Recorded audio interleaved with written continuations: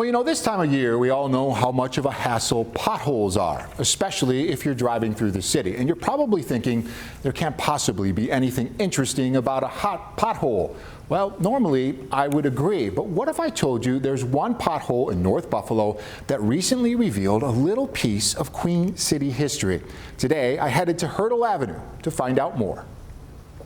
Potholes. This time of year, they are a part of our everyday lives. They are a nuisance, annoying, and quite frankly, a pain in the bumper. The potholes here on Hertel Avenue in Buffalo are much like other places in Western New York. They're absolutely everywhere.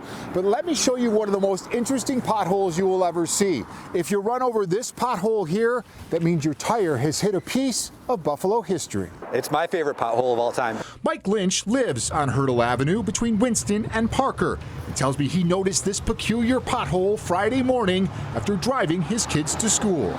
Came back and was avoiding the potholes, and then I saw some metal and some brick.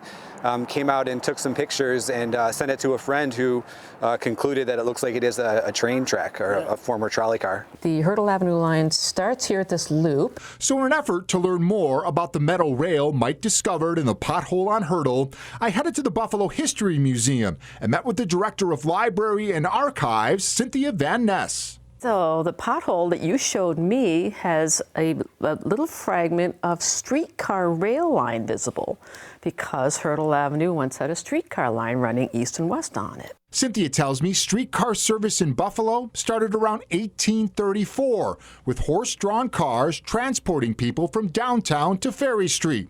Service on Hertel Avenue began around 60 years later with streetcars operated by the International Railway Corporation. So probably 1894, 1895 is when they first started service on Hertel Avenues, before there was even an established neighborhood there.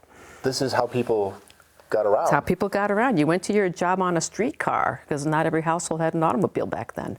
Cynthia tells me the International Railway Corporation eventually moved out of the rail service industry, which was taken over by the Niagara Frontier Transit Authority, or the NFTA. The last streetcar ran on July 1st, 1950.